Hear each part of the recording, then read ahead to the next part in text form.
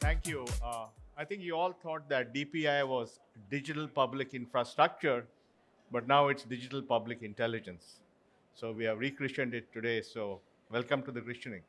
So I'll speak about the digital public intelligence and what it means for India way forward. Now, India had, I don't know, you can't see the slides down there, or India has had a unique twist with the technology, and we have used the concept of digital public infrastructure to solve India's problems. This is now well known, and Minister Jaishankar talked about how the uh, the DPI came to the fore in the G20 presidency of India. But what happened was that over the last several years, we built the Aadhaar platform, which gave an ID to 1.3 billion people. That led to the ability to do an electronic know your customer. That in turn led to the massive expansion of bank accounts done under Prime Minister Modi's Jan Dhan Yojana program. Several hundred million bank accounts were opened. And the same KYC enabled the mobile revolution and allowed firms like Jio and Airtel to dramatically cover the country, first with voice technology and then with data. So clearly, the foundation of this led to many other things, and that's how the whole DPI thing happened. And of course, we had the development of QR codes and UPI payments. UPI went from zero in April of 2016 to 11 billion transactions a month today. 350 million people use this program, and there are more than 50 million merchants who take payments using UPI. And this photograph is an auto driver in Bangalore who has a QR code on his digital phone, and if he wants to take a payment, he just shows his phone and somebody uses the QR code. So that's how well this has penetrated everywhere. Now, QR codes, of course, have been used in other areas. Today, in our education system, the Diksha platform has about 12 billion QR codes across 600 billion textbooks, and that has and connected the physical world with the digital world, and that played a huge role in the pandemic to provide learning for millions of kids in our schools.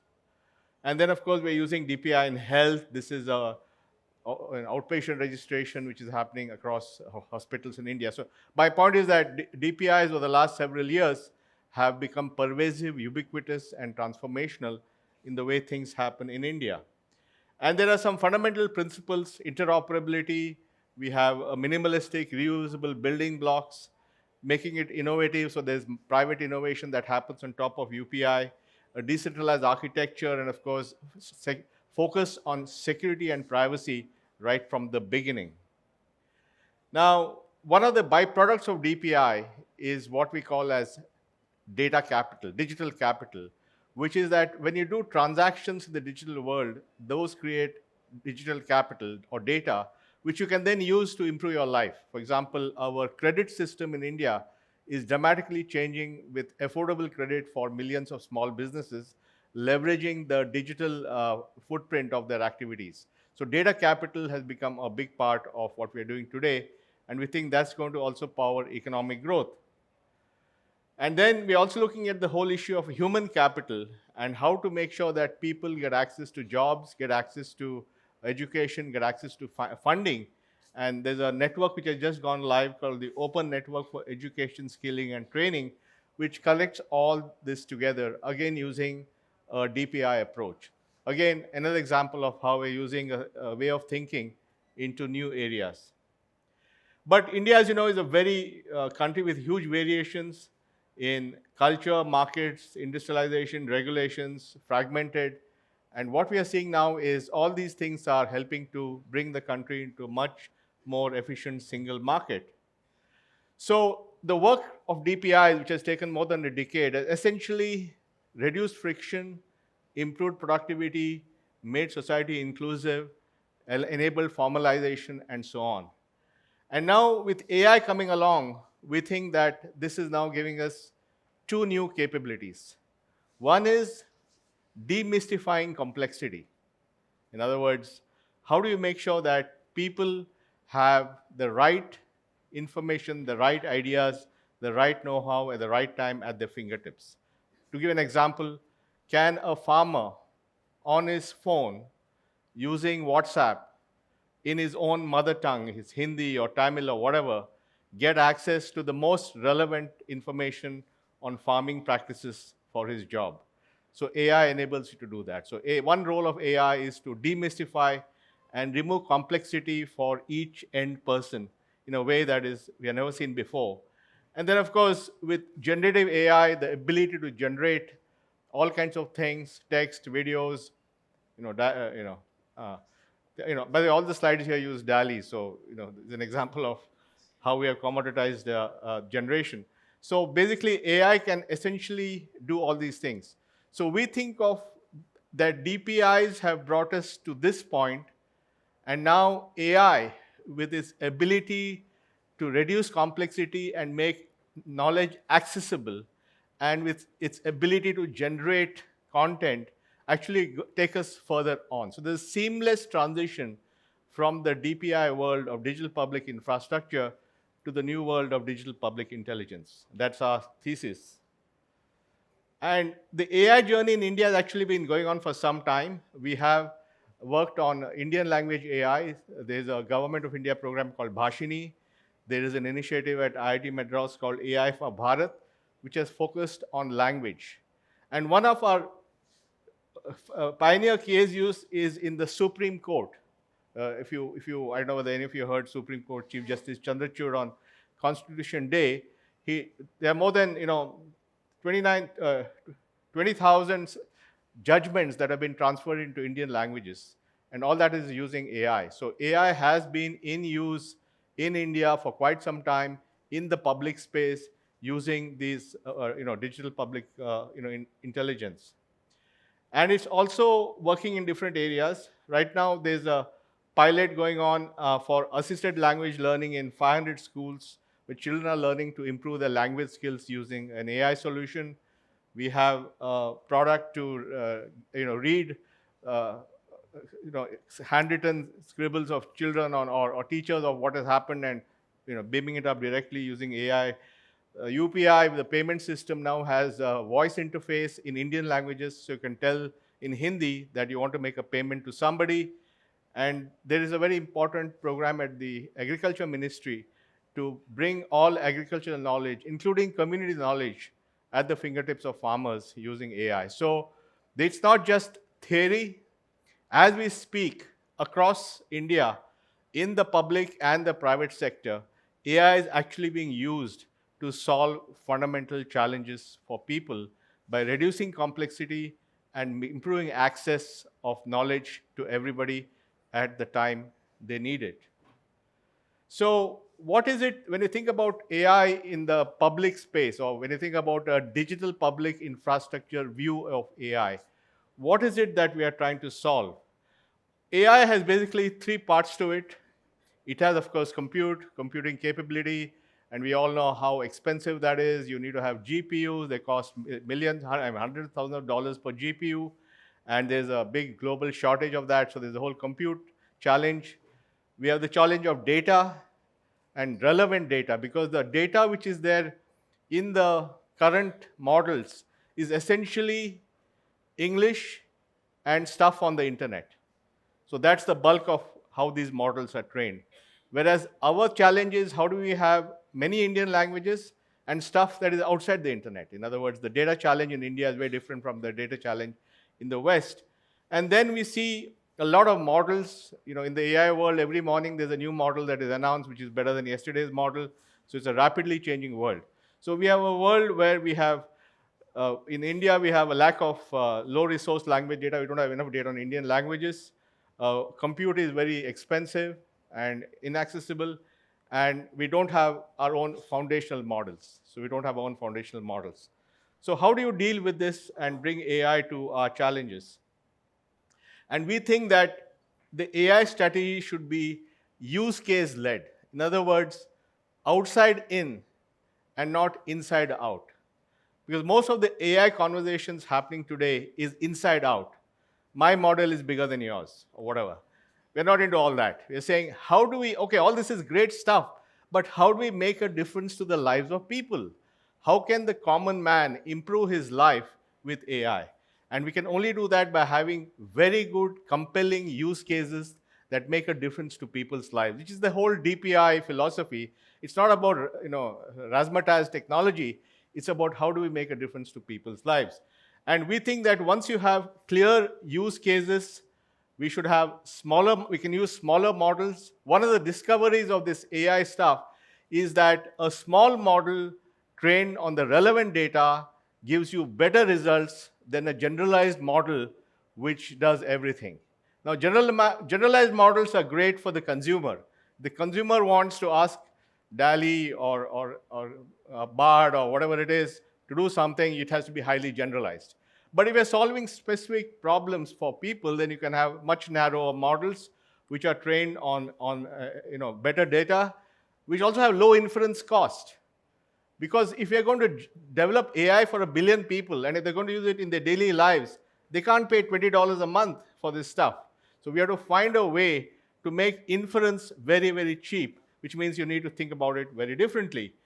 We have to make it compute efficient.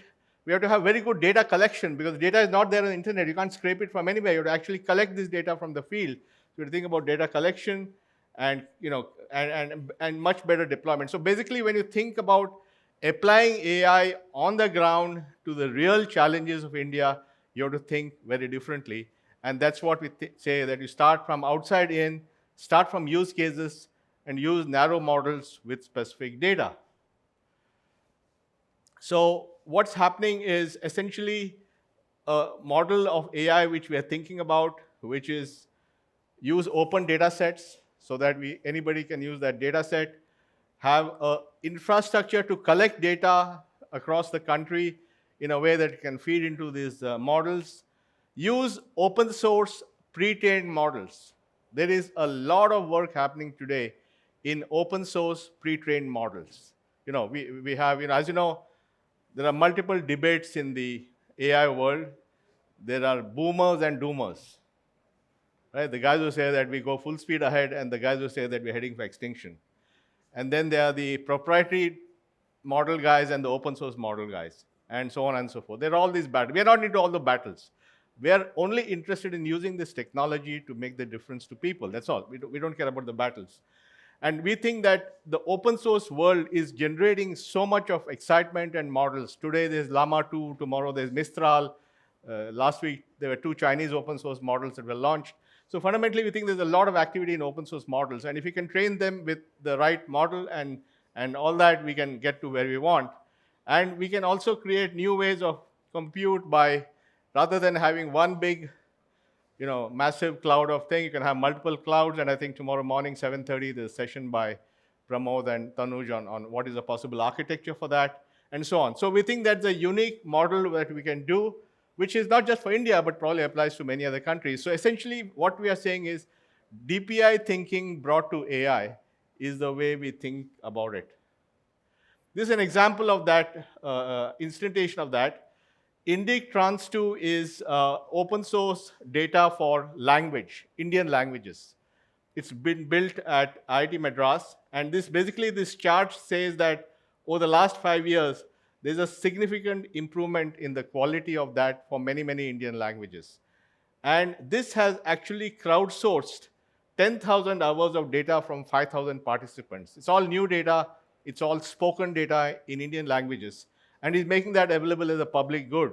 So anybody who wants to, for example, put in Indian language in their software can use this. So that's how we think about the infrastructure for this. So we think that, going back to our philosophy, digital public infrastructure was public rails for private innovation. Now we think about it as digital public intelligence with private innovation will make India the use case capital of the world. We're not in the we'll build a bigger model than you race. That's of no interest to us. We are in the business of using this stuff to make a difference to 1 billion people. And we think that we will demonstrate in the next few years. So we don't think AI won't change the world, but you will. And therefore, it's all about people. It's about us doing it and having the right strategy. And another part, okay, so we talked about the AI debates, right? So there's the boomers and doomers.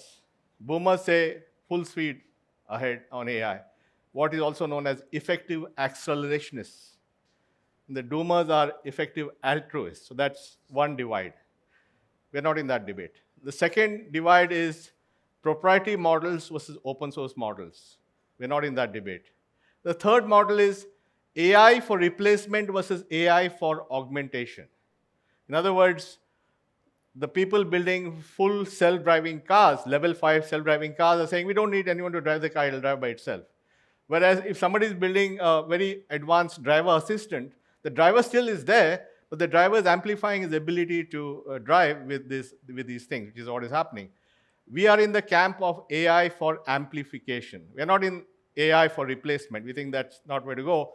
But if we can use AI to amplify human potential, if everyone can improve their lives with AI to access information, to give intent, to make transactions happen, improve their capabilities, and so on, that's where the action is. So our view is use AI for augmentation, not replacement, and this is what our philosophy should be. And then, of course, how do we then create a global talent? I think India has already led the way in terms of creating talent for many other areas, and we think we have an opportunity to create talent for AI. And again, that requires the infrastructure which allows millions of people to learn AI skills. In other words, use AI to learn AI. That's how we think about it. And if we can improve learning, then we can get, and that can service the world just like everything else. So DPI, it's not digital public, is not just DPI plus AI. It's DPI to the power of AI. In other words, take DPI and apply AI to every part of it and amplify every part of it. That's how we think about this AI stuff. And so we see, last 10, 15 years, we've built the digital infrastructure for, and we have seen the results of that. But the next decade is going to be applying AI and genuinely using this to further amplify and solving India's problems. Moderate some questions for Mr. Nilekani. It's easier if I do it from here. If you want to sit, please go ahead. I can stand. Keep an eye. Okay, so there are mics in different parts of the room. So perhaps if I could just ask you to get up to the mics in themselves as you kind of, okay. There are mics, as I said. If anyone's interested, there are mics across the room, so please ask any questions. But as people get organized, so this is quite a compelling new thesis of yours, Mr. Nilekani. And I can unveiled at GTS. Convene at GTS, and I can very much see that we are going to unpack this, unbundle this, or you are going to unpack this, unbundle this, and this is going to be something. I think in a year and a half, 2 years, or maybe even sooner when we are here, what is it going to take to make DPI equal quote-unquote DPI? No, I think we're on the journey. I think the strategic architecture of what we need to do is now fairly apparent. Now it's all about execution. And we already have a number of initiatives happening. In language, I think in the next couple of years, we'll be able to really dramatically make language accessible in your mother tongue to everyone. So that's a big deal, because if a farmer in Bihar can get the best farming information in Hindi on his phone, then that's a whole new level of empowerment we can do. So that stuff will happen. The other big thing will be applying AI for learning, because if we can really use this to amplify the ability of human beings to learn, then imagine how we can upskill people who have skills, or how we can take people whose literacy is not so good to better literacy. So there's a lot of potential there. And then applying it to reduce complexity in our lives, because our lives are very complex. And if we can build these things in a way that the complexity is hidden behind the scenes using AI, and the user gets a very consumable, simple way of knowing things, we can fix a lot of things. All this will happen in the next 2-3 years. I think if you want to ask a question, you're going to have to get yourself to a mic. Hey, or could we get mics out, please? Yeah. There's a question here. Could we just get some mics out? Yeah, please go ahead. Okay. Hey, Nandan. Hi. This is Shreyans from Vinsire. I run a small fintech company based out of Chennai. Much of what we build is on top of DPI. And to be honest, I was in the US for a few years and left and came back to basically build on top of the DPI. So, and what much of what you said and addressed today is very relevant because we technically, kind of say to ourselves that we are building the intelligence layer, much like the fourth layer of the India stack, right?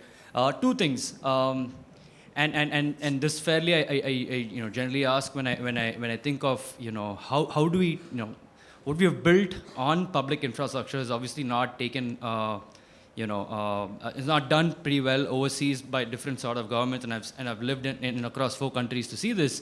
So I'm curious, how do you make the AA framework that you have in India as of today be supremely interoperable between different AA frameworks that are there globally, and rationally so because there's one in Singapore now, which suggests. Now you're talking about account aggregator? Yes, Yeah. and the account aggregator framework, one, to make it supremely interoperable, just for the ambitions of FinSAR as well, because we would love to map the $500 trillion worth of assets that are there globally held by household. That's one, right? Number two, the intelligence layer. I'm going to ask you to kind of speed it up Sure. because we've got a few other questions. Sure. The intelligence layer, and you said use cases specifically, right? And the use cases, is it dwelling to the Indian households in various forms, like say credit, so on and so forth? Yeah. Or what do you mean by those use cases? Yeah. See, I think to make our infrastructure globally interoperable is a different challenge because now other countries have to adopt either our infrastructure or make theirs interoperable with ours. For example, Singapore, India now have made real-time payments possible because they took the Singapore, fast pay and India and connected it. So that's not clear how that journey is going to be. And the AA infrastructure elsewhere is not yet developed the way we have done it here. So Sure. it'll take some time. But when I talk about use cases, I don't mean vertical use cases.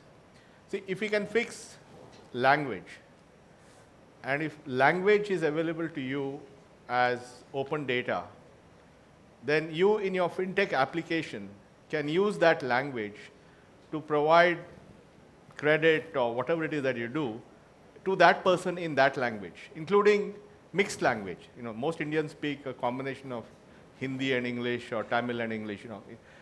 You need, therefore, your AI has to understand our unique sort of behavior. So we will provide that, and that will amplify your ability to deliver your product to more consumers.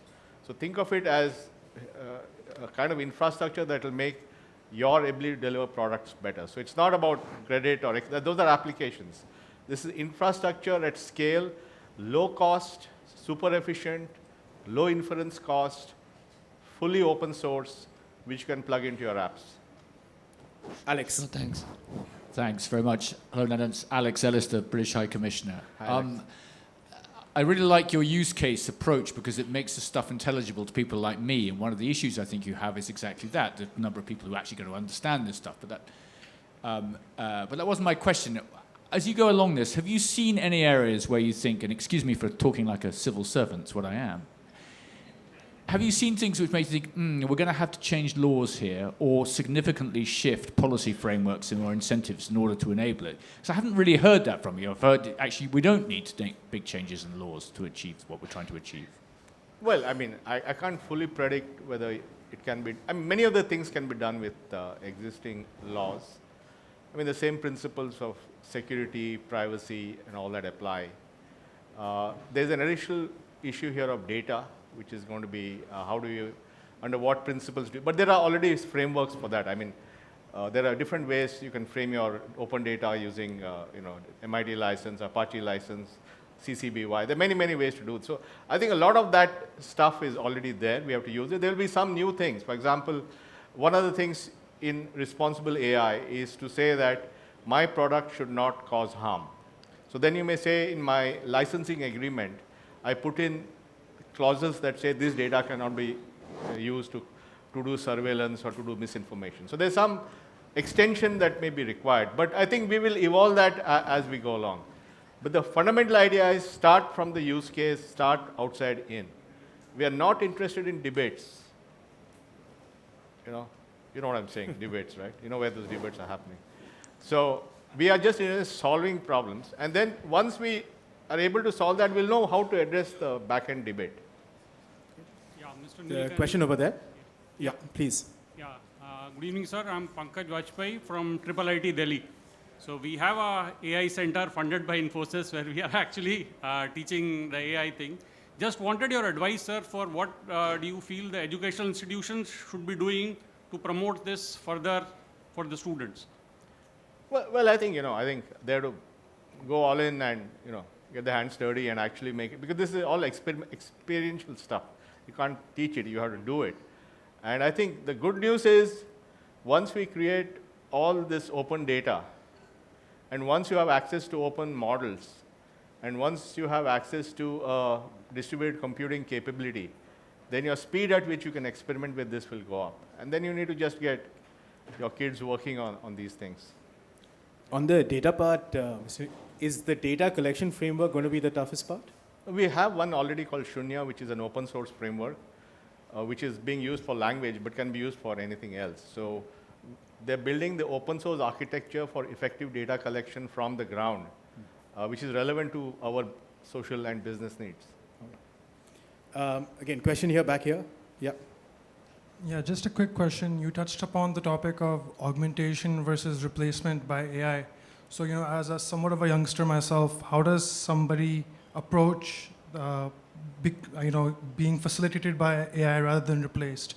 Like, how would one prepare themselves for the future of AI and how it'll impact the work market? You mean in the augmentation? Yeah, like how does one ensure that they will be augmented and not replaced, basically? You can't ensure anything. Yeah, so Don't try so it how that. do you make your chances the highest rather than ensuring? Well, I think I would say, first of all, focus on things AI will never do. Yeah. Human empathy, collaboration, leadership, those kind of things. AI can't do that, so get that right.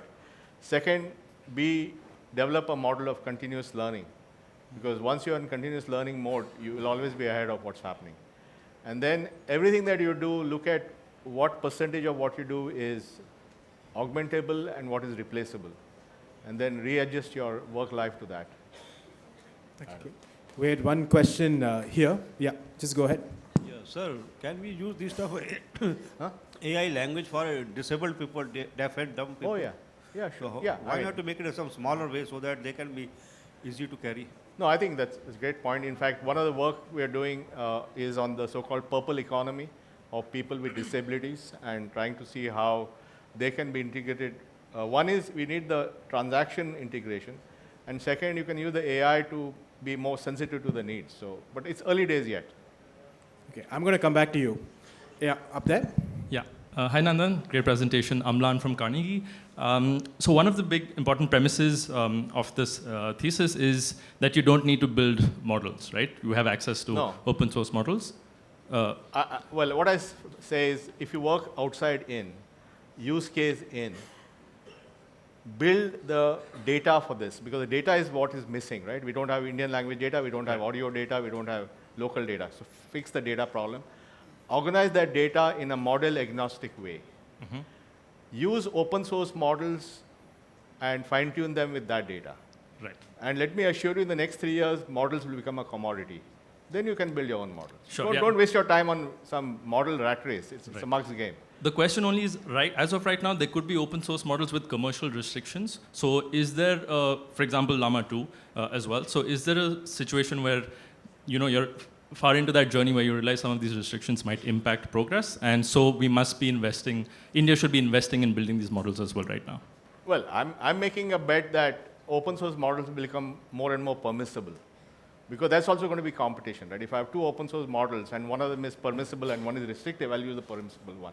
So already if you compare Llama 2 with Mistral has a much more permissible licensing structure than Llama 2.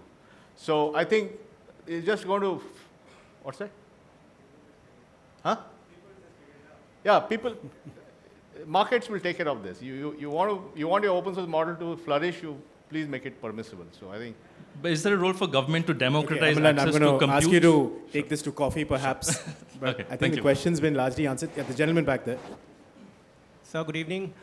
So for all the AI that we are planning today at national level, the affected data, do we plan that all that data in zettabytes, petabytes, exabytes will be stored in data centers, or do we foresee that some part of data or maybe an extended part of data will be using decentralized storage, which will be much cheaper, much reliable that kind of a thing, like platform like IPFS, SOAM, Storage, instead Okay, of now you're getting into heavy detail. I mean, I don't care. I mean, we'll use that which is the most convenient. I don't think that's a strategic challenge. Okay, Venki. Nandan, there are 6 Indian languages in the top 20 languages of the world, but in terms of content on the internet, it's not very proportionate. How do you plan to get that kind of level of Indian language content, create that? Yeah, that's what the work is happening with this Bhashini AI for Bharat. They are collecting massive amounts of data in Indian languages. They're converting that into consumable data which can be applied on any model. And then they build this open source infrastructure for data collection, the Shunya stuff. There's a product called Karya that Microsoft has, MSR has put out as an open source that is being used by some. So there are many things happening to create a huge influx of relevant Indian language data, because that's not on the internet. So internet is not going to solve your problem. So we have to find different ways to solve that. Okay. Thank you. Shiko. Does it work? Yeah, it works. Good. Let me stand up. You can just shoot. Yeah. Good evening. So I love this conversation because it should have been what we had in the morning, some of the things that you raised in the morning. So 2 things. The one about the language data that you're collecting, is it oral or is it written? I know a lot of Indian languages already have a written version of it. Is it oral or written? Number 2, when you talk about DPI as digital public intelligence, have you thought about community intelligence? Because we are a communal society. No, I think both are great questions. That example I gave you of data collection was actually oral data. It's 5,000 hours of speech data in different languages. So the infrastructure will create oral data. Second, if you look at the work going on in this Kisan E-Mitra program, it's about communities' data getting in. So rather than rely on some research lab to tell you what to do on the farm, we're expecting other farmers to tell you based on their experience. So we're actually building infrastructure to create community data. So rather than, we're not into scraping the internet, it's about collecting data from the community and making it accessible to others. Both those. Okay. I think that's Rosemary in the back. Thank you. Thank you very much. I like the use case driven AI. My question is, do you have a crowdsourcing project currently that we can inject ourselves in? Because the use case is shared. I mean, there are certain... Yeah. Sure. I mean, all the infrastructure for data collection at scale is available as an open source platform. Okay. Specifically to 2 areas, health and climate. Those are applications. Okay. To us, the infrastructure will allow you to collect data at scale. If you apply to health, you will get health data at scale. Okay. Apply to climate, you get climate data. That's a use case. That's a use case of infrastructure. Okay. We'll come to you. Gentleman back there. Hi, I'm Akash. So my question is, how do you tackle proliferation problem? Huh? Proliferation problem when open data sets, let's say, proliferation that people Proliferation. Proliferation. So yeah, that people have, let's say, open data sets, and you can weaponize open data sets. Let's say you can make open AI models, and non-state actors use it, and they, let's say, they have their own private kind of AI models, and they weaponize it. So how do you stop it? They can do it. Go ahead. What's the problem? If somebody takes this data and improves their private model, so be it. What's the big deal? But let's say a non-state actor has it. So let's say nuclear technology, a non-state actor has nuclear technology. Yeah, okay. So technically, what people are now doing on open data is putting licensing agreements on end use case. For example, if you look at the Dolma open data from Allen Institute for AI, which was launched a couple of months back, they have something called an impact license. And part of the impact license is they put a set of conditions for which this data cannot be used, like misinformation, surveillance, violence, or whatever. So you can put that in the licensing agreement. It doesn't mean the guy will honor it, right? But the fact is that I don't think you can stop this. You have to think of other ways to prevent non-state actors from doing what they do. Question up here. Yeah.